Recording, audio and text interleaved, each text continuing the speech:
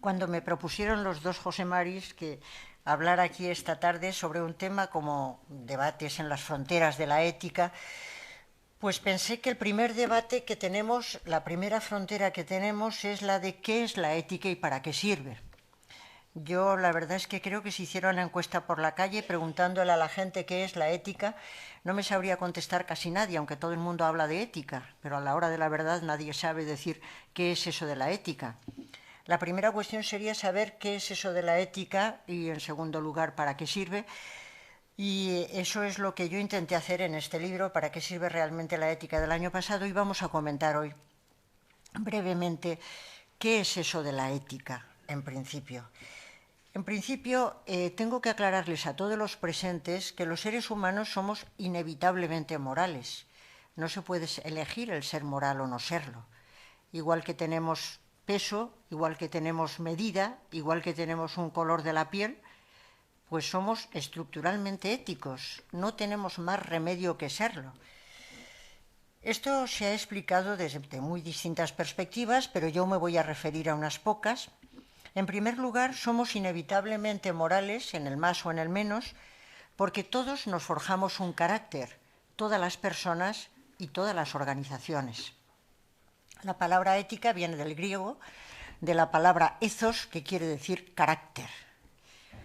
Todas las personas nos forjamos un carácter, porque nacemos con un determinado temperamento, pero a lo largo de nuestra vida nos vemos obligados a tomar decisiones continuamente, y las decisiones que tomamos no son intrascendentes, porque nos van generando, al decidir, una predisposición a volver a elegir en el mismo sentido. Quien toma decisiones injustas acaba generando la predisposición a actuar injustamente y a decidir injustamente.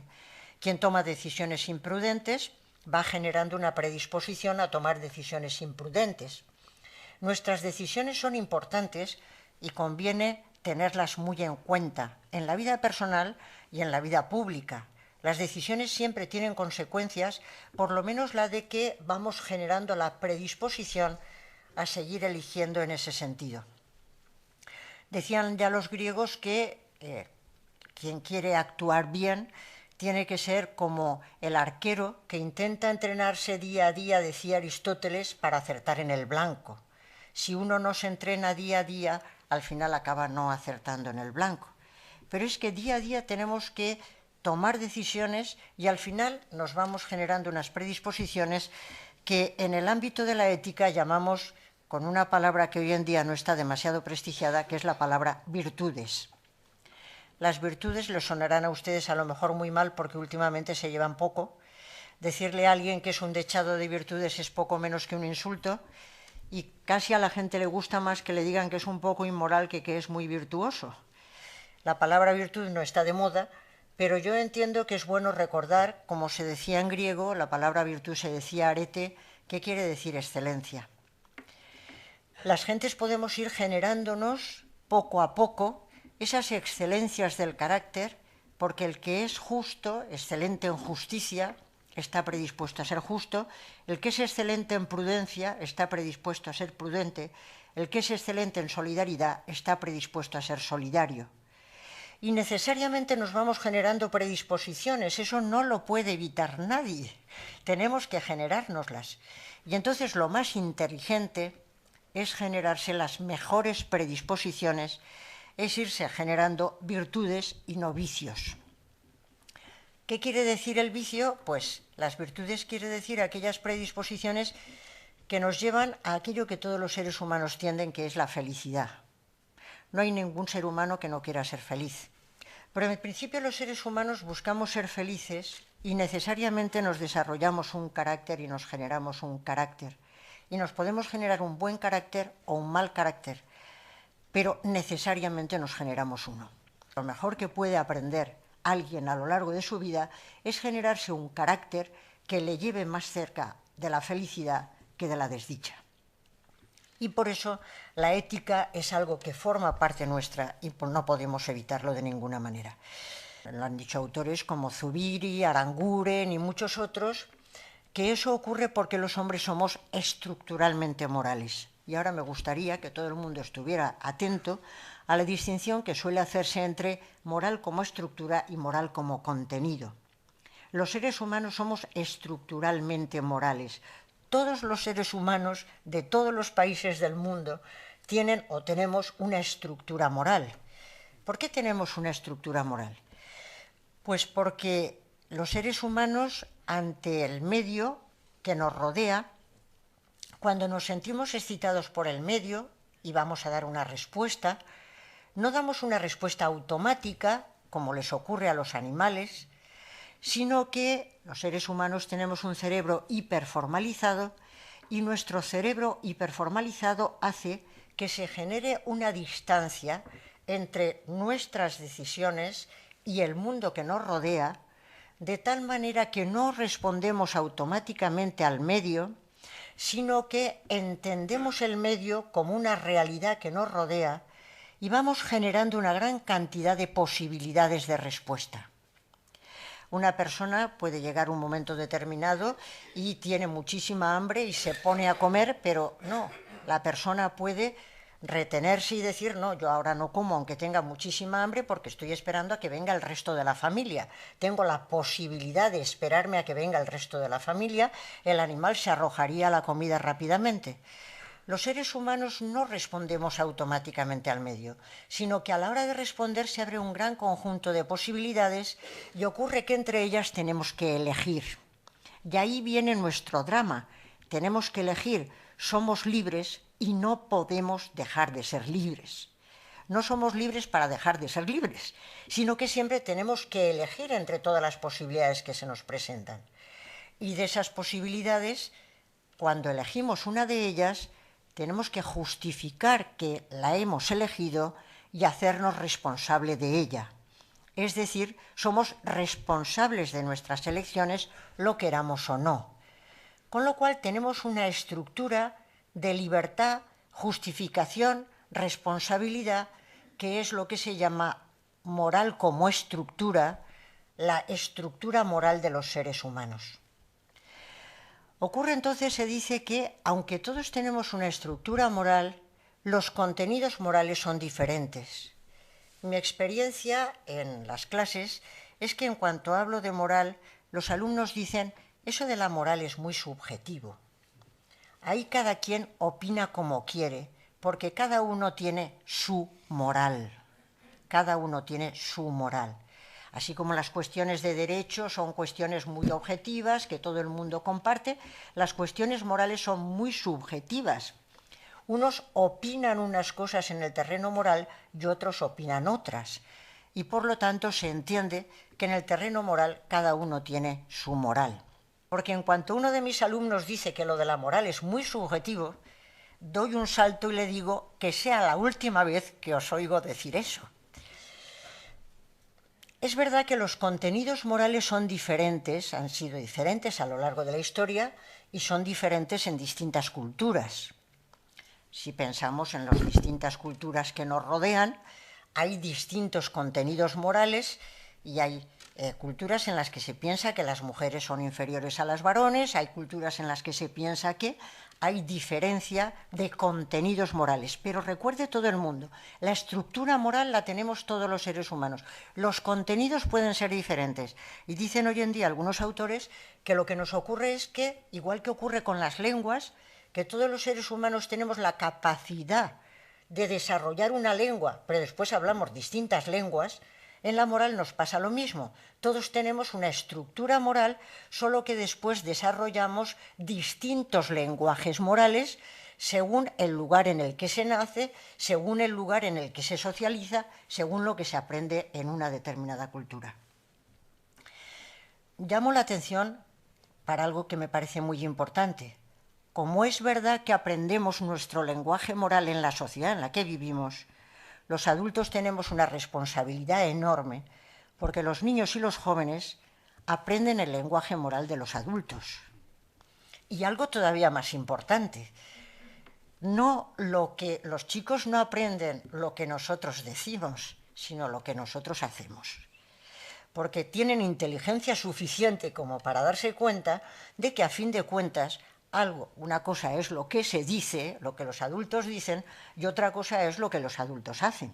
Y aunque nos pasemos todos los días de nuestra vida diciendo, y luego continuaré con ello, que la corrupción es perversa, que el amor al prójimo es importantísimo, los jóvenes nos oyen decir esas cosas y luego ven que lo que hacemos no acaba de ser eso y aprenden algo muy simple, y es que en la sociedad en la que vivimos lo importante es decir unas cosas pero hacer otras. Y eso es lo que aprenden porque el lenguaje moral se aprende en la sociedad en la que uno vive, en lo que ve a sus padres, lo que ve a su familia, lo que ve en la televisión, lo que ve por los chats, ese es el lenguaje que se aprende.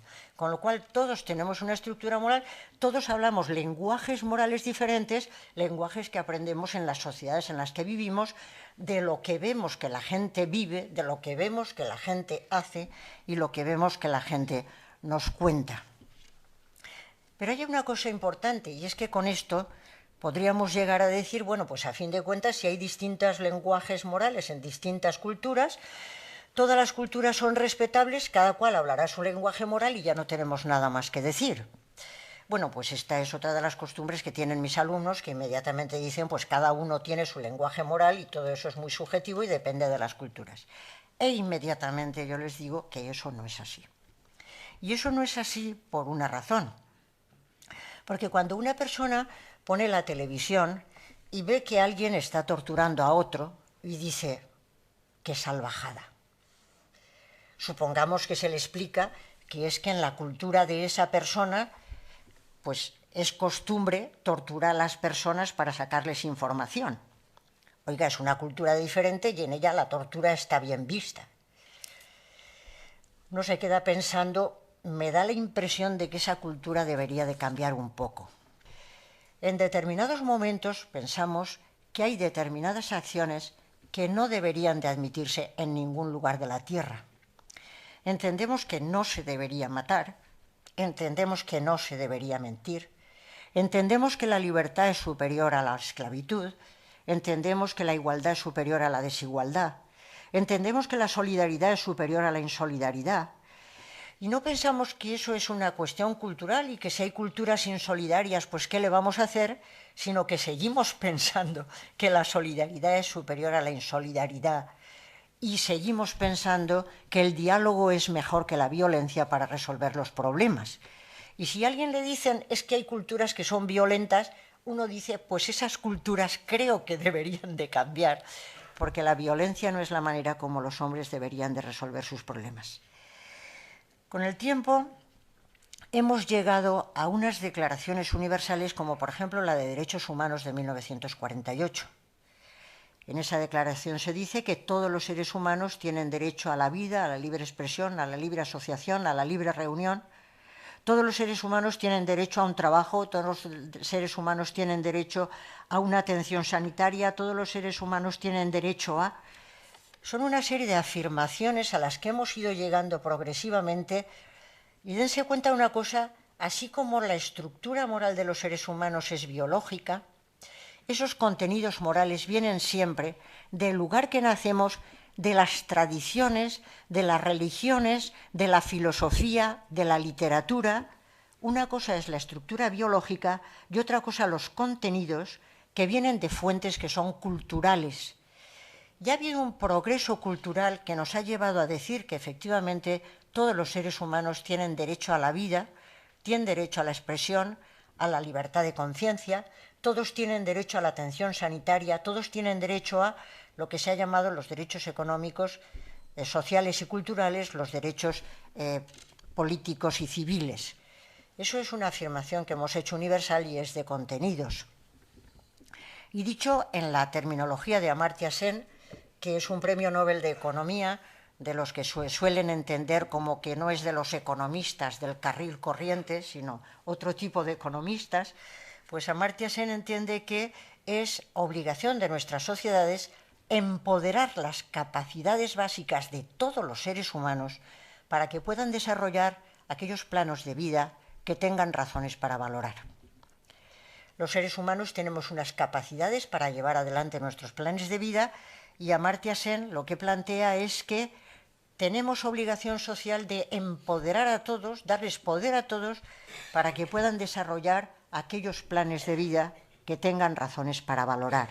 No se le puede imponer a nadie que sea feliz de una determinada manera, pero sí que hay la obligación de dar a todos las bases suficientes como para que sean felices de la forma en que quieran serlo, siempre que respeten los planes de felicidad de los demás seres humanos. Y ahora viene el punto clave. Ahora viene la emoción por la cual los jóvenes no nos creen ni nadie se cree absolutamente nada. Esto es en el nivel de las declaraciones, derechos humanos, democracia, economía, etcétera, en el nivel de las declaraciones. ¿Qué ocurre con el nivel de las realizaciones? ¿Qué ocurre con el nivel de las realizaciones? Ahora mismo ha venido un periodista a hacer una entrevista. Oiga, ¿no cree que no hay ninguna ética? ¿No cree que, perdone que esté tan pesimista, pero todo el mundo está pesimista? Estamos desmoralizados en el sentido que decía Ortega de bajos de moral. No tenemos ganas de emprender los retos vitales, porque está aumentando el paro de una manera prodigiosa y realmente es doloroso ver cómo los jóvenes se están marchando. Se están marchando los que tienen la suerte de marcharse, pero luego están los que están aquí y no encuentran ningún trabajo, y los más adultos que tampoco encuentran ningún trabajo. Y a ellos se añaden los escándalos de corrupción, y la gente piensa, y para eso sirve la ética, que con la corrupción, si no se hubiera ido el dinero que se ha ido por los sitios por los que se ha ido, y se hubiera empleado en sanidad, en educación, etcétera, mejor nos hubiera ido. ¿Para qué sirve la ética? Para ahorrar en aquello en lo que había que ahorrar y para gastar en aquello en lo que sí que hay que gastar. Se han ido muchos dineros por muchos sitios que si se hubieran empleado en lo que se tienen que emplear, nos hubieran ido de una manera completamente distinta. Y nos encontramos entonces que hay un verdadero abismo entre las cosas que hacemos y las que decimos.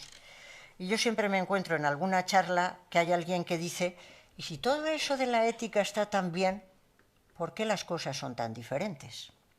Bueno, yo tengo que decir que hay grupos de gente y muchas gentes que hacen muy bien las cosas. A mí me desagrada enormemente que se diga, todos hemos vivido por encima de nuestras posibilidades. Bueno, algunos sí, pero otros no. Es decir, que hay gentes que no han vivido por encima de sus posibilidades. Estamos todos corrompidos. Bueno, puede que algunos sí y otros, pero alguna gente no. Todos hemos hecho, bueno, mire, no universalicemos y luego en cada una de las personas también hay de blanco y de negro, porque este afán de la universalización y el catastrofismo me parece que tampoco nos lleva a ningún realismo. Lo realista es que hay gentes que están haciendo cosas muy bien, hay gentes que están trabajando muy bien y que lo que pasa es que los medios de comunicación se empeñan en contarnos solo lo otro. Y entonces uno pone la radio por la mañana y yo ya la corto porque pienso que, por favor, que los jueces que hagan su tarea, pero que no estamos hablando todo el día de todos los casos de corrupción, porque si no da la sensación de que aquí todo el mundo tiene un cáncer tremendo. Cuidado, hay casos que los trabajen, que los estudien, que los resuelvan, pero por favor, hay mucho que sacar de bueno en la sociedad y creo que hay que hacerlo. Pero con todo, no estamos a la altura de nuestras declaraciones, no estamos a la altura de nuestros sueños. Como decía Martin Luther King, yo he tenido un sueño. Nosotros tenemos muchos sueños. ¿Por qué no estamos a la altura de nuestros sueños? ¿Por qué no estamos a la altura de esa humanidad cosmopolita en la que nos preocupamos de cada uno de los seres humanos, en que cada uno es tratado según su dignidad? ¿Por qué no estamos a esa altura? Las religiones han dado algunas explicaciones en ocasiones y hablan de un pecado original en algunos casos, en otros casos de otro tipo de soluciones semejantes. En la filosofía se ha hablado del mal radical y se ha dicho que los seres humanos estamos hechos de una madera tan torcida que no podemos hacer nada recto. Esto lo han dicho filósofos a los que yo tengo mucha afición, pero estaban convencidos de semejante cosa. Y hoy en día, y voy ahora al tema de la neurología y la biología, hay gentes que dicen que lo que ocurre es que biológicamente tenemos una estructura moral, pero no estamos preparados para llegar a esa altura de nuestros sueños, nuestras declaraciones, sencillamente porque somos inevitablemente egoístas. Habrán oído hablar del famoso gen egoísta. Tenemos un gen egoísta que hace que seamos inevitablemente egoístas. Y si los seres humanos somos inevitablemente egoístas, entonces no nos podemos preocupar de los derechos de todos los seres humanos ni de las capacidades de todos los seres humanos, sino que cada uno se ocupa de sí mismo y no puede hacer otra cosa. Y todo lo demás sería cosmética y todo lo demás sería dar la sensación de que sí que podemos, pero no podemos. A mí me parece que ese tema es muy importante. A mí me parece que es importante saber si no tenemos más remedio que ser egoístas y que no tenemos más remedio que ocuparnos de nuestro pequeño huertecito y que todo lo demás es hablar, pero en realidad no nos lo creemos. Esta tarde quería hablarles de eso. ¿No nos lo creemos? ¿Podemos hacer algo más?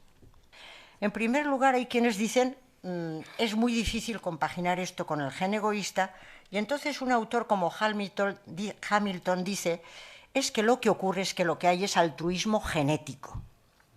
¿Qué quiere decir altruismo genético?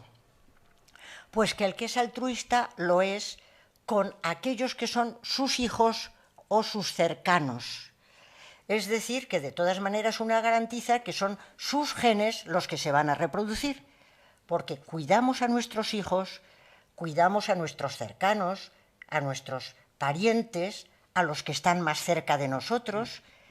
Y es verdad que los seres humanos no somos radicalmente egoístas, sino que tenemos la capacidad de cuidar a otros. Los padres cuidan a sus hijos, eso es clarísimo. Además se sienten horrorosamente mal cuando les apartan al hijo. Los padres son capaces de hacer cualquier cosa por el hijo, hasta el punto de que cuando alguien hace cualquier salvajada con un hijo suyo, todo el mundo dice, pero eso va contra naturaleza.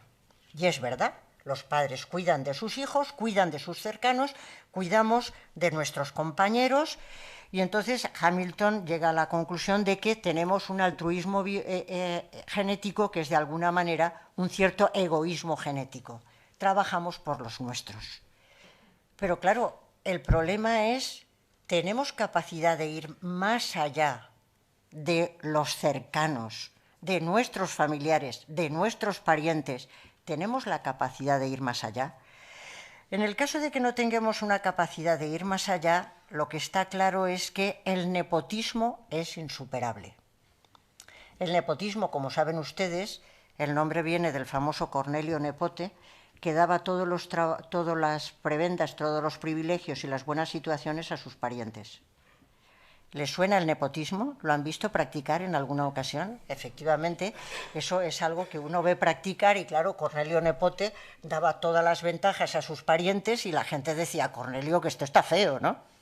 Bueno, pues el nepotismo es algo de toda la historia de la humanidad. Sin embargo, no nos parece bien que la gente coloque a sus parientes, sino que creemos que se puede ir más allá.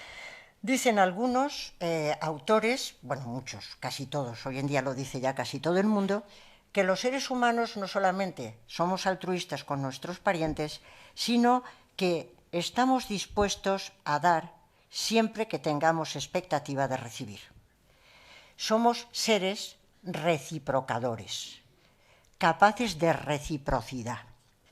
Así como los animales también reciprocan, es lo que se llama mutualismo, porque uno le quita la pulga al otro y el otro le quita la pulga al uno, o el piojo, o el animalito que sea, siempre en un contexto determinado, yo te doy y tú me das, pero en este contexto, los seres humanos, yo te doy y tú me das, pero no hace falta que sea hoy, ya me lo puedes dar mañana, o pasado.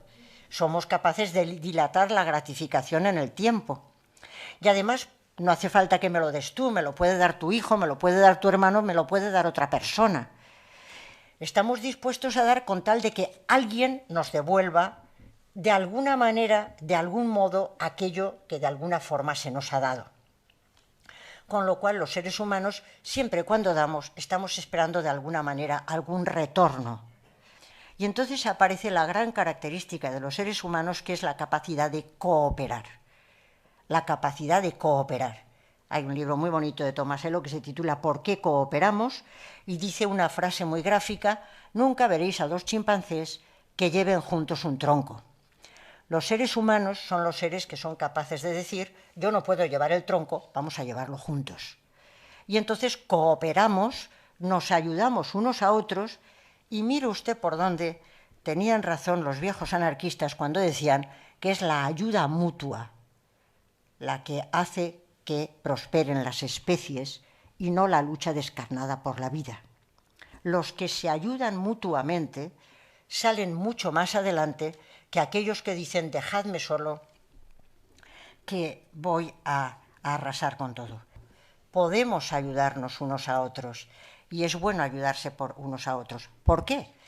Pues porque dicen los especialistas que el cerebro humano se fue construyendo, se fue modulando durante un periodo, en aquella famosa época de los cazadores-recolectores, en las que los seres humanos vivían en grupos muy reducidos, hasta grupos de 30 personas, grupos muy reducidos, y esto es muy importante lo que voy a decir.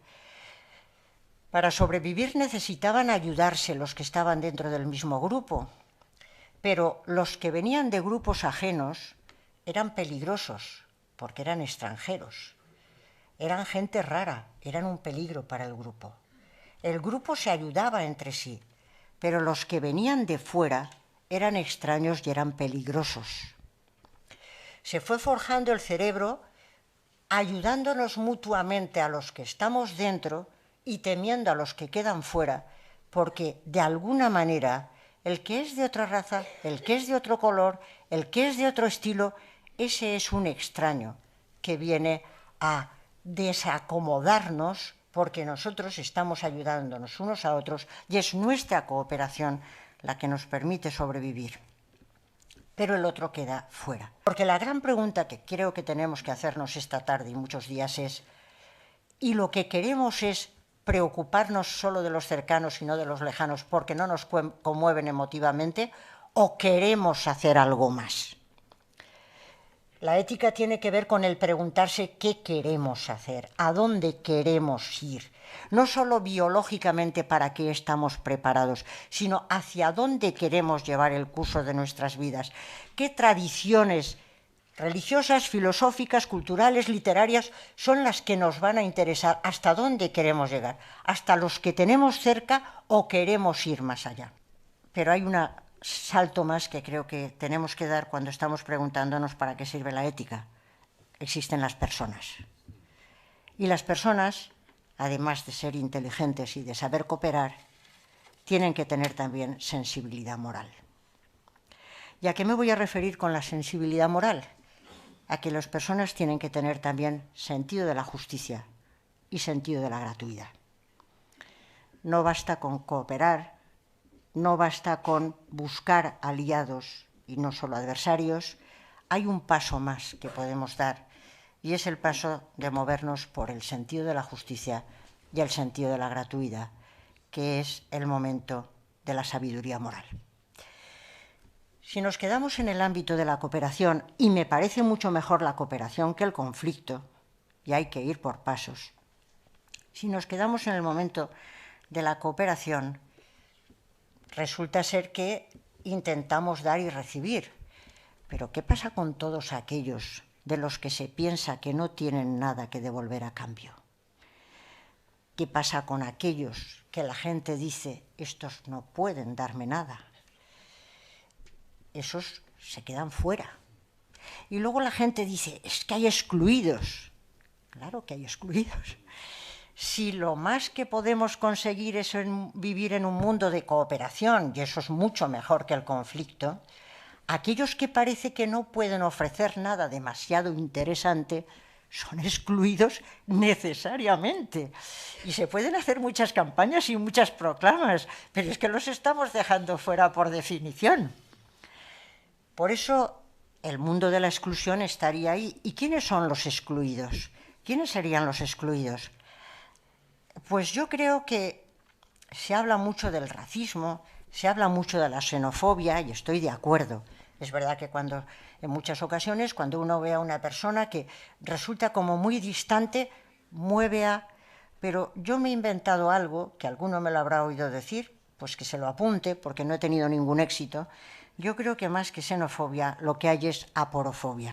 El término aporofobia, pues llegué a él cuando me di cuenta de que realmente lo que nos molestan no son los extranjeros si vienen cargados de dinero. ¿A quién le molesta un extranjero que viene a pasar las vacaciones y que entonces está pagando cantidad de dinero en el hotel, en la casita, en el no sé cuántos? No, por favor, que vengan todos los que puedan. Maravilloso, siempre que vengan cargados de dinero. Otra cosa es que no lleven ni un duro. Eso ya empieza la cosa a ponerse mal. Y entonces esos son no solo los extranjeros, sino incluso los parientes. Los parientes pobres son muy molestos. Los parientes pobres son muy molestos y la gente los pone allá y no los enseña. Presume de los otros. Mira, este que ha llegado a tal y tal, este es mi primo, que... Pero los otros, bueno, sí, está ahí, vaya, pero ¿qué le vamos a hacer? Con lo cual yo llegué a la conclusión de que lo que tenemos repulsión es más bien a los pobres, a los que parece que no tienen nada que ofrecer a cambio. Y entonces pues eché mano de mi diccionario de cuando estudiaba el bachillerato, de mi diccionario de griego, y fui a buscar cómo se dice pobre o el que no tiene nada que ofrecer a cambio, y encontré la palabra áporos. El áporos es el que no tiene riqueza, el que no tiene nada que ofrecer. Y pensé que había que acuñar un nuevo término que sería aporofobia. Eso en un libro que yo publiqué que se titulaba Alianza y Contrato, intentaba mostrar que por debajo de nuestra capacidad de contratar existe una alianza más básica entre los seres humanos, que es ese reconocimiento recíproco que nos une cuando nos reconocemos como personas que tenemos igual dignidad y por lo tanto tenemos que reconocer la dignidad unos de otros. Eso sí que está a la altura de aquellos contenidos de los derechos humanos. Eso sí que exige que los objetivos del milenio se pongan en marcha. Eso sí que exige que las capacidades de todos los seres humanos se vean empoderados. Eso sí que exige que no quede nadie fuera, que no quede nadie excluido, porque todos somos personas y nos reconocemos mutuamente como personas. Y cuando alguien queda fuera, todos estamos perdiendo. El sentido de la justicia tiene que ver con ese reconocimiento de derechos que los seres humanos tienen. Y hemos reconocido unos derechos que son nuestra clave de justicia en cuanto a contenidos y no nos podemos volver atrás. Pero existe también un tipo de necesidades de los seres humanos que nunca pueden satisfacerse o exigirse como un derecho y satisfacerse como un deber, porque los seres humanos necesitan afecto, porque los seres humanos necesitamos consuelo, porque los seres humanos necesitamos atención, y eso nunca puede darse como un deber de justicia, sino que sale desde la abundancia del corazón, cuando alguien se da cuenta de que está ligado al otro y el otro le importa. Por eso en los últimos tiempos he venido trabajando en la idea de que es necesario trabajar por un reconocimiento compasivo. Es importante fomentar en nuestras sociedades el sentido de la justicia y el sentido de la compasión. Y la compasión les va a caer a ustedes muy mal, porque la compasión parece que es ese sentimiento de los que están bien situados y miran a los pobretes que están allá abajo y dicen, mira, pobre cómo está. Y les parece que están allá abajo hundidos en la miseria. No, la compasión yo la entiendo como la capacidad de padecer con otros su alegría y su tristeza. Padecer con otros su alegría, eso es muy difícil. En este país nuestro de envidiosos, lo que más les regocija a alguien es que a los demás les vaya mal. Y para muestra leí la encuesta de una psicóloga que había pasado a muchísimas gentes y les preguntaba, ¿cuándo se alegra usted más? ¿Cuando le salen mal las cosas a los demás o cuando le salen bien a usted? ¿Cuál fue la respuesta mayoritaria? Cuando les salen mal a los demás. Alegrarse con el bien ajeno es, desde luego, difícil. Hay que cultivar el sentimiento de compasión en las escuelas de tal manera que tengamos la capacidad de admirar al que lo hace bien. Es una gozada decir, ¡qué persona tan admirable! Es maravilloso poder alegrarse con que alguien haga bien las cosas. No todo el mundo tiene la capacidad de admirarse de que otros hagan bien las cosas. Y eso tiene que ver con el sentido de la justicia también. La capacidad de alegrarse con otros y la capacidad de sufrir con otros cuando a los otros les vaya mal. La compasión es un sentimiento de empatía que se da cuenta de que cuando el otro está sufriendo hay que salir y comprometerse para aliviar su dolor, hay que trabajar para aliviar su dolor, porque yo no puedo ser feliz si al otro le está yendo mal. De mi proyecto de vida feliz forma parte también que al otro le vaya bien. Por eso la compasión es una empatía que quiere compromiso para que al otro le pueda ir bien, porque estamos ligados y yo no puedo pensar que mi vida es buena si no estoy pensando o trabajando para que a los otros les vaya bien. En este ámbito es en el que se ligarían o se encontrarían esos deberes de justicia y esas obligaciones de gratuidad que surgen de la compasión, de ese sentimiento en el que nos sentimos que somos todos carne de la misma carne y sangre de la misma sangre. ¿Para qué sirve la ética? Yo creo que para darse cuenta de que eso es lo que nos constituye en el fondo, de que esa es nuestra verdadera realidad y que nos olvidamos demasiadas veces. Tanto nos olvidamos que nuestro mundo ahora nos da una enorme tristeza porque hay un enorme abismo entre nuestras declaraciones y lo que somos y nuestras realizaciones. Pero yo creo que es tiempo, siempre es tiempo para cambiar, siempre es tiempo para cambiar las cosas, y el hecho de que estén aquí esta tarde, cuando podían haber hecho muchas cosas más interesantes, quiere decir que a todos nosotros estas cosas nos preocupan, a todos nosotros y a muchos otros más. Y por acabar, como hay gente a la que conozco acá, que sé que esto que voy a decir le gusta mucho, leí una vez en Harvey Cox que decía que los grandes diplodocus y los grandes dinosaurios murieron con el periodo de las glaciaciones. Con el periodo de las glaciaciones, con las grandes glaciaciones, los grandes dinosaurios, los grandes diplodocus, la gente enseguida dice, es que los que no, es que los líderes, es que los no sé cuántos. Bueno, pues murieron todos ellos y los que sobrevivieron fueron los ratoncitos de campo. Los ratoncitos de campo son los que siguen vinculándonos a aquel tiempo, porque los ratoncitos del campo unidos hacen muchas cosas. Y hay que ser como los ratoncitos de campo, que tratan de recuperar lo más auténtico de nuestra humanidad, y es que somos capaces de vivir del sentido de la justicia y de la gratuidad. Muchas gracias.